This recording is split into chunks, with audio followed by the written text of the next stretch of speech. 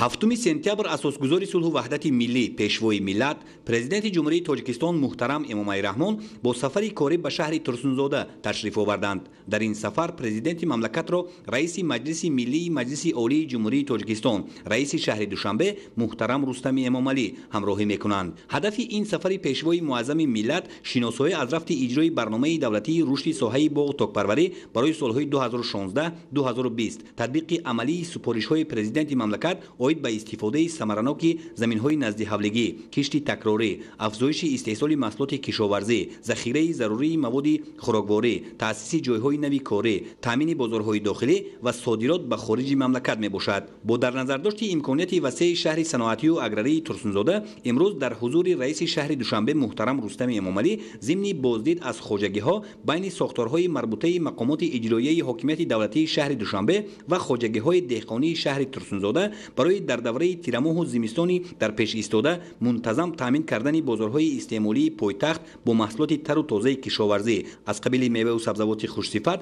зироатҳо ва дигар маводи ниёзи аввал шартномаҳои дутарафаи ҳамкорӣ баста мешавад. мавриди зикр аст ки таи солҳои охир аз ҷониби роҳбарияти мақомоти иҷроияи ҳокимияти давлатии шаҳри Душанбе ба хотири мутобиқ ба талабот таъмин кардани сокинон бо молу маҳсулоти ниёзи аввал тадбирҳои мушаххас андешида мешавад. аз ҷумла тамоми бозорҳои пойтахт барои харид ва ба таври кофӣ захира кардани маводи хӯрокворӣ омода карда шудаанд. дар пойтахти кишвар барои захира кардани меваю сабзавот ва дигар зироатҳо сардхонаву амборҳои ҳаҷмашон калон ва муосир бунёду ба истифода дода шудааст. бояд гуфт ки ҳукумати мамлакат ба хотири амалисозии яке аз ҳадафҳои стратегӣ таъмини амнияти озуқаворӣ заминҳои бекорхобидаи талу теппаҳоро обёрӣ карда ба гардиши кишоварзӣ медароранд.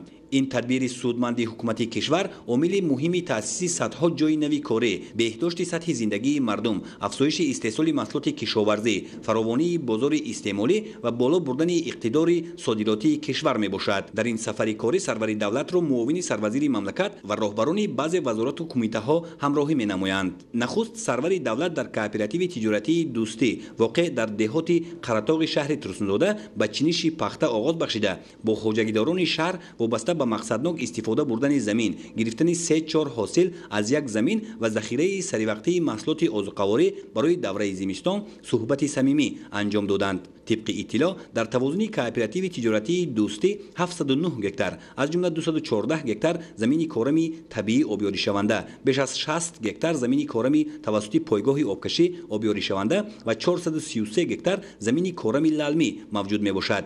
соли ҷорӣ дар заминҳои мавҷудаи хоҷагӣ пурра кишти зироати кишоварзӣ гузаронида шудааст ки 199 гектари онро пахта ташкил медиҳад. хоҷагидорон мутобиқ ба иқлим тухмии навъҳои фаровон, зироаткор, дӯстӣ, истиқлол ва флешро кишт намуда бо анҷоми саривақтии корҳои агротехникӣ ҳосили фаровонро интизор мебошанд. риояи дурусти талаботи агротехникӣ хоса истифодаи тухмии мутобиқ ба иқлим ва серҳосил, коркарди байни қаторҳо ва анҷоми саривақтии дигар корҳои барои нашъунамои хуби зироат муҳим, фаровонии ҳосили майдони пахтазорро дар хоҷагӣ таъмин намуд.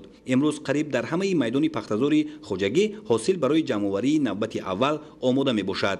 хоҷагидорони кооперативи тиҷоратии дӯстӣ дар кишту парвариши дигар навъи зироати кишоварзӣ аз ҷумла ғалладонагиҳо, сабзавот, лӯбиёгиҳо, зироати техникӣ, инчунин боғу токпарварӣ низ таҷрибаи ғанӣ дошта, ҳамасола бо ба даст овардани ҳосили дилхоҳ дар фаровонии бозори истеъмолии мамлакат, инчунин содироти маҳсулот ба хориҷи кишвар саҳми назаррас мегузоранд. ҳам дар заминҳои корами обӣ ва ҳамлалмӣ аз ҷониби саҳмдорони хоҷагӣ дар масоҳати зиёда аз 455 гектар ғалладонагиҳо, 343 гектар сабзавот, 340 гектар лӯбиёдонагӣ, 29 гектар зағир ва дигар навъи зироат кишт карда шудааст. хоҷагӣ дорои 75 гектар боғу токзор мебошад. ба ҳолати 31 августи соли ҷорӣ ҳосилнокии ғалладонагиҳо аз заминҳои корами обӣ 37,34 сентнер, аз заминҳои лалмӣ 13,84 сентнер, лӯбиёгиҳо 4,34 сентнер, зағир 3,6 сентнер, картошка 307 ва сабзавот 312 сентнерро ташкил додааст. аз ҳар гектари боғҳои мевадиҳанда бошад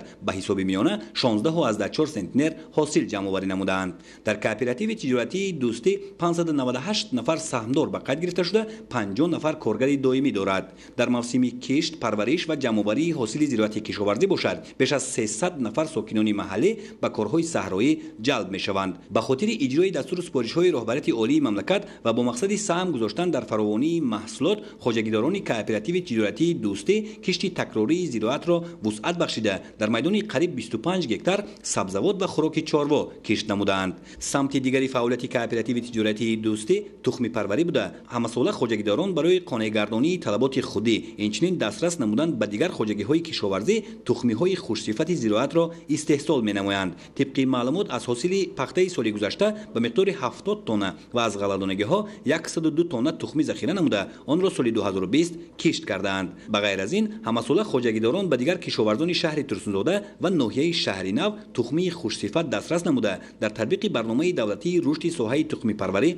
برای سال‌های 2016-2020 سهم ارزشمند گذاشتند. در دیگر خواجگی‌های شهر نیز جمع‌آوری پخته آغاز گردید. با پرزیدنت مملکت محترم امامعلی رحمان اطلاع داده شد که امسال میدان عمومی این نوع زراعت تکنیکی در شهر ترسونزاده به 1177 گکتار برابر گردیده است و حاصل میانه انتظاری را متخصصان ساحه 22 سنتنر معین نمودند. از روی جمع‌آوری و معین گردیدن حاصل انتظاری امسال خواجگی‌های پخته‌کار شهر ترسونزاده باید 2590 تن پخته جمع‌آوری نمایند. پیشوای ملت محترم امامعلی رحمان فعالیت کوآپراتیو تجارتی دوستی را در سمت کشت و پرورش زراعت کشاورزی، استحصال تخمی خوش‌صفت و سهم ارزشمند گذاشتن در فراوانی بازار استعمالی شایسته تحسین حسابیده تاکید داشتند که انجام کارهای نظررس از جمله استفاده مقصدناک و ثمره بخش هر وجب زمین و گرفتن 3-4 حاصل در یک سال باعث عملی شدن هدف استراتژی مملکت تامین امنیت غذاخواری و دسترسی اهالی به غذای خوش‌صفت می‌گردد.